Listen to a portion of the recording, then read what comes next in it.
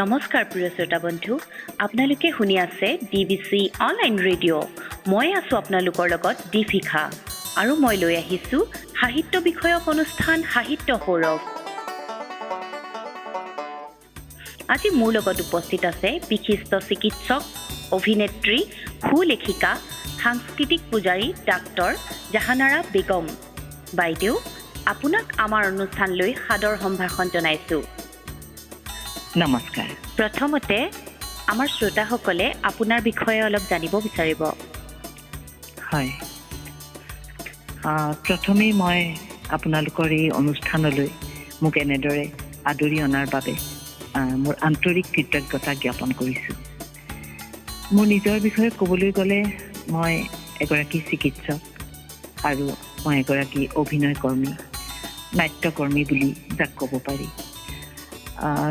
মোৰ সৰুৰে পৰা নিচেই সৰুৰে পৰা যেতিয়া মই প্ৰায় 3 বছৰ আছিল মোৰ বয়স, তেতিয়াৰে পৰাই মই অভিনয় কৰি আহিছোঁ আৰু আজি নিজে এগৰাকী মাতৃ হৈ, গৃহিণী হৈ বা এটা চিকিৎসকৰ দৰে প্ৰফেশ্যনত জড়িত হৈ থাকি মই যিমান পাৰোঁ মোৰ নিজৰ যিটো ভাল লগা বিষয় অভিনয়, সেইটোকে জীৱনত সক্ৰিয় কৰি ৰাখিবলৈ মই আপ্ৰাণ চেষ্টা কৰিছোঁ। হয় হয় বাইদেউ, যিহেতু আপুনি ক'লে আপুনি 3 বছৰ বয়সৰ পৰাই সাংস্কৃতিক জগতখনৰ লগত জড়িত হৈ আছে, তাৰ সংস্কৃতিৰ লগত আপুনি জড়িত হোৱাৰ উপৰিও আপুনি বোলছবি জগতত 3খনকৈ অসমীয়া বোলছবি কৰিছে, নহয় জানো? হয়। তাৰ উপৰিও আপুনি কানিন চলচ্চিত্ৰ এখনৰ প্ৰডিউচাৰ আছিল। নহয়, মই প্ৰডিউচাৰ নহয়। প্ৰডিউচাৰ হ'ল শিৱম ক্ৰিয়েশ্যনৰ ডাক্তৰ গোপেন্দ্ৰ মোহন দাস। হয় হয়। আৰু তেখেত মোৰ স্বামী। মই আচলতে কানিন চিনেমাখনত মুখ্য চৰিত্ৰটোত অভিনয় কৰিছিলোঁ। হয় হয় বাইদেউ, তাৰ উপৰিও আপুনি ভাল এগৰাকী আবৃত্তিকাৰ। যিহেতুকে আমাৰ অনুষ্ঠানটো সাহিত্যৰ ওপৰত হৈছে, সাহিত্য সৌৰভ, কাৰণে আমাৰ শ্ৰোতাসকলে আপোনাৰ মুখেৰে এটা আবৃত্তি শুনিব বিচাৰিব। ঠিক আছে বাৰু। মই আচলতে চেষ্টা কৰোঁ যি কবিতাসমূহে মোৰ মন আৰু মগজুত আলোড়ন তোলে, সেইবিলাক কবিতা মই আবৃত্তি কৰিবলৈ ভাল পাওঁ। আৰু কেতিয়াবা মোৰ মতে কবিতা এটা যেতিয়া সম্পূৰ্ণ কণ্ঠস্থ নহয়, তেতিয়া মানুহে পঢ়ে, তেতিয়া সেইটো কবিতা পাঠ বুলি ক'লে বেছি ভাল হয়। আৰু যেতিয়া সম্পূৰ্ণ কণ্ঠস্থ কৰি কবিতাটি আওৰায়, তেতিয়া সেইটোক আবৃত্তি বুলি কোৱা হয়। মই তেনেদৰে ভাবোঁ।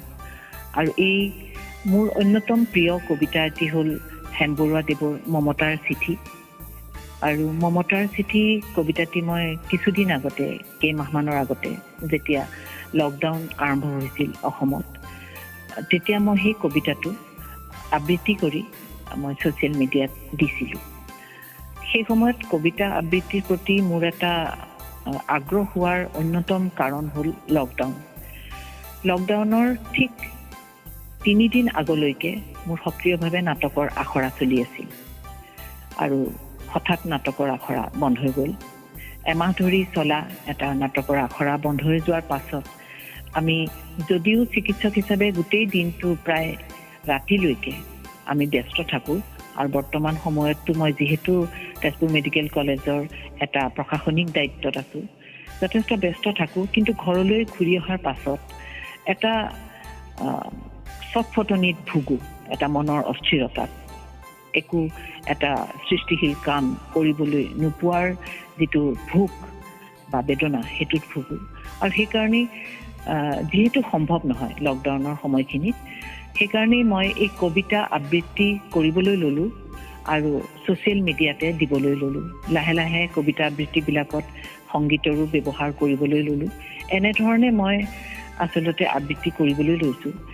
এসময়ত যেতিয়া মই সৰু আছিলোঁ, স্কুল বা কলেজত পঢ়িছিলোঁ, তেতিয়া মই খুব সক্ৰিয়ভাৱে কবিতা আবৃত্তি কৰি আছিলোঁ। কিন্তু তাৰ পাছত মই কেৱল নাটকৰ অভিনয় বা বোলছবিত অভিনয়তে মই জড়িত হৈ আছোঁ।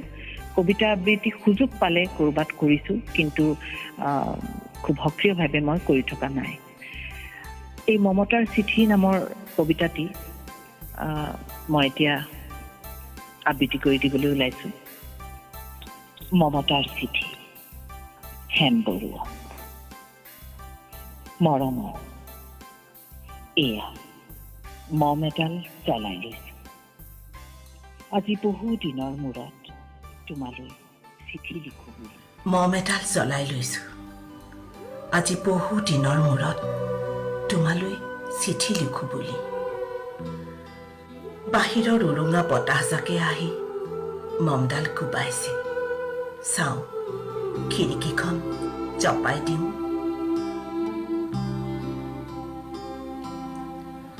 সাত বছৰৰ আগৰ কথাবোৰ তোমাৰ মনত আছেনে? আমি যে নতুন জীৱনটোৰ পাতনি মেলিছিলোঁ। মোৰ গাত সেই অচিনাকি নিচা বাৰুকৈয়ে লাগিছিল। সিদিনা আছিল কাতিৰ কুঁৱলীহনা কোমল পুৱা। পদূলিত তলসৰা শেৱালিবোৰ উপচি আছিল। আৰু সন্ধিয়া মই তোমালোকৰ ঘৰলৈ নকৈ আহিবৰ দিনা আকাশৰ মেঘৰ মোহনাত হালধীয়া জোনটোৱে নাওখন লৈ আমাক যে ৰিঙিয়াই মাতিছিল তৰাৰ দেশলৈ। মই লোৱা কঁকালৰ ৰিহাখনলৈ তুমি বাৰু কিয় তেনেদৰে একেথৰে চাইছিলা? মোৰ কেনে লাগিছিল জানা? তুমি যেন কোনোবা দূৰ বিদেশৰ স্বপ্নটোৰ আলোকৰ মানুহ, আৰু মই যেন তলসৰা এপাহ শেৱালি। সেইদিনা মোৰ মন সাগৰত এৰি অহা আৰু আহি পোৱা অলেখ ঢৌৰ কঁপনি জাগিছিল। তোমাৰ জানো এইবোৰ কথা মনত নাই? আমাৰ দেউতাই যে চিঠি লিখিছিলে, আই তই নতুন ঘৰত হাঁহি মাতি থাকিবি। এইবোৰ 7 বছৰৰ আগৰ কথা।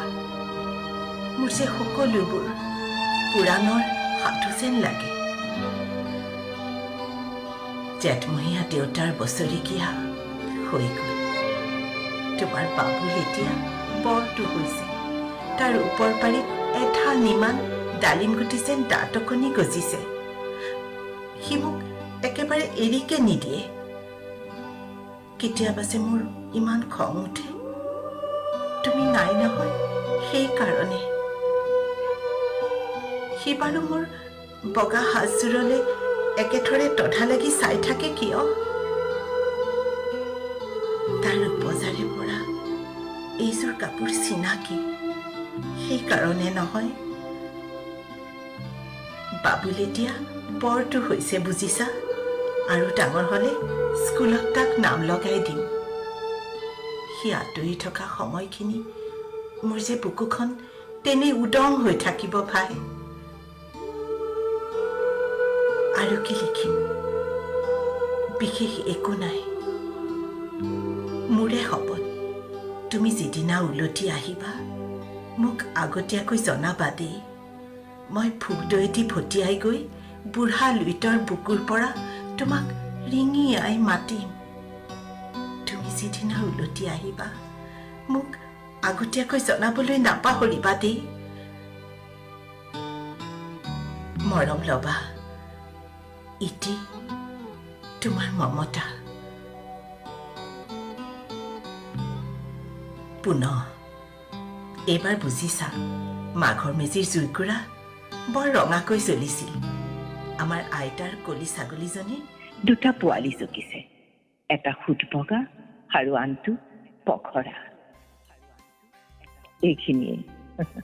খুব সুন্দৰ, বিৰাট ধুনীয়া আবৃত্তি, আৱেগিক হৈ পৰিছোঁ শুনি। বাৰু যি কি নহওক, অনুষ্ঠানটো আগবঢ়াই নিবই লাগিব। আমাৰ সাহিত্য সৌৰভ অনুষ্ঠানলৈ কি মতামত আগবঢ়াব? তোমালোকৰ সাহিত্য সৌৰভ অনুষ্ঠানৰ ইতিমধ্যে মই কেইবাটাও অনুষ্ঠান মই শুনিলোঁ।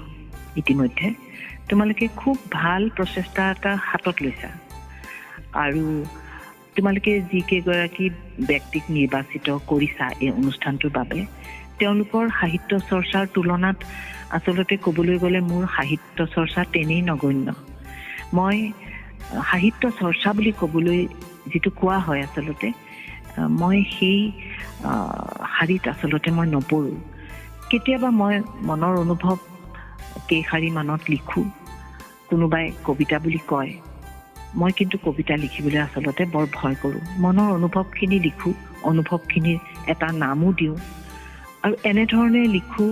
কেতিয়াবা পাঠকে পঢ়ি ভাল পায়, মই উৎসাহ পাওঁ মনত, বা কেতিয়াবা সৰু চুটিগল্প এটাই লিখিছোঁ, বা কেতিয়াবা মোৰ জীৱনত মই যি নানান অভিজ্ঞতাৰ সন্মুখীন হৈছোঁ, মোৰ নাটকৰ জগততে হওক বা চিনেমাৰ জগততে হওক বা মোৰ নিজৰ যিটো নিজস্ব জীৱন, মোৰ যিখিনি সংগ্ৰাম আছে মোৰ জীৱনত সৰুৰে পৰা এতিয়ালৈকে, সেই গোটেইখিনি মই যেতিয়া ফহিয়াই চাওঁ তেতিয়া মোৰ কেতিয়াবা নিজে নিজে কলম হাতত তুলি লওঁ মই আৰু সেইখিনি লিখোঁ। আৰু বিশেষকৈ সৰুৰে পৰা মই এতিয়া মোৰ যিটো বয়স, সেই বয়সলৈকে যিটো মোৰ জীৱনৰ পৰিক্ৰমা, সেই জীৱন পৰিক্ৰমাত যেতিয়া মই মোৰ দেউতাৰ ছোৱালী আছিলোঁ, সেই সময়ত দেউতাই বিভিন্ন ঠাইত যেতিয়া ট্ৰান্সফাৰ হৈ ঘূৰি ফুৰিছিল, সেই সময়ত আমি বিভিন্ন ঠাইত আছিলোঁ, বিভিন্ন স্কুলত পঢ়িছিলোঁ। সেই ঠাইবিলাকৰ স্মৃতিবোৰ, কোৱাৰ্টাৰটো বা আমি থকা ভাড়াঘৰটো বা সেই মানুহখিনি, মই লগ পোৱা মোৰ বান্ধৱীসকল, এই সকলোখিনি মোৰ স্মৃতিৰ পটত এতিয়াও খুব উজ্জ্বল হৈ আছে। আৰু সেইবোৰকে কেতিয়াবা মই মাজে মাজে চাবলৈ গুচি যাওঁ সেই ঠাইবোৰত ঘূৰি ফুৰোঁ, তাত য'ত এজনো চিনাকি মানুহ নাপাওঁ। সেই ঘৰটোও হয়তো সলনি হৈ তাত হয়তো এটা বিল্ডিং হৈ পৰিছে এতিয়া, বা আমাৰ শিৱসাগৰত থকা জয়সাগৰ পুখুৰীৰ পাৰত থকা কোৱাৰ্টাৰটো ভাঙি দিলে। সেইবোৰ মই চাবলৈ যাওঁ, ভগ্নাৱশেষটোকে মই চাওঁগৈ। গতিকে যি স্মৃতিৰ যিখন মৈদাম, তাৰমানে মোৰ হৃদয়ত মই অতি সযতনে মই ৰাখিছোঁ। আৰু সেই কথাবিলাককে কেতিয়াবা মই লিখোঁ। তেতিয়া পাঠকে পঢ়ি কেতিয়াবা কয় যে আপুনি লিখিব, আপুনি লিখিলে বৰ ভাল লাগে, তেতিয়া মই খুব উৎসাহ পাওঁ। কিন্তু সাহিত্য বুলি যিটো ক'ব পাৰি যে এটা গভীৰ তত্ত্বগধুৰ কথা এটা লিখিছোঁ বা মই তেনেধৰণে সাহিত্যৰ ভঁৰাল চহকী কৰিছোঁ, তেনেধৰণৰ মোৰ কোনো ধৰণৰ অৰিহণা নাই ভণ্টি। তথাপি মই চেষ্টা কৰিম কেতিয়াবা মানুহৰ মনত ভাৱ আহিলে সেই ভাৱবোৰকে সহজ সৰল ভাষাত কেতিয়াবা লিখিলেই মানুহে, পাঠকে কেতিয়াবা ভাল পায়, মই যিটো দেখিছোঁ। কিন্তু সেইখিনি সময় বা সেইখিনি অধ্যাৱসায় বা সেইখিনি অধ্যয়ন কৰিব পৰাকৈ মই হয়তো কৰা নাই। গতিকে অধ্যয়নতুষ্ট নিজে নোহোৱাকৈ মই ইমান সাহিত্য সৃষ্টিৰ দৰে ইমান ডাঙৰ মহৎ কাম এটা মই কৰিব পাৰিম নে নোৱাৰিম মই ক'ব নোৱাৰোঁ ভণ্টি। গতিকে তোমালোকে মোক এই অনুষ্ঠানটোলৈ মোক যে আজি নিমন্ত্ৰণ কৰিলা, মোক যে আজি আমন্ত্ৰণ কৰি মোৰ লগত কথা দুষাৰ পাতিছা, মই নিজকে ধন্য অনুভৱ কৰিছোঁ। কাৰণ মই সাহিত্য চৰ্চাৰ ক্ষেত্ৰত বিশেষ অৰিহণা থকা মানুহ বুলি নিজকে নাভাবোঁ, কিন্তু তুমি মোক ভাবিছা আৰু এইকাৰণে মই ধন্যবাদ দিছোঁ, তোমালোকৰ অনুষ্ঠানটোক ধন্যবাদ দিছোঁ। শেষত আমাৰ অনুষ্ঠান সামৰাৰ সময়ো হৈ আহিছে। হয়, আপোনালৈ অযুত শুভকামনা জনাই আজিৰ অনুষ্ঠান সামৰণি মাৰিছোঁ। বহুত বহুত ধন্যবাদ ভণ্টি, বহুত ধন্যবাদ।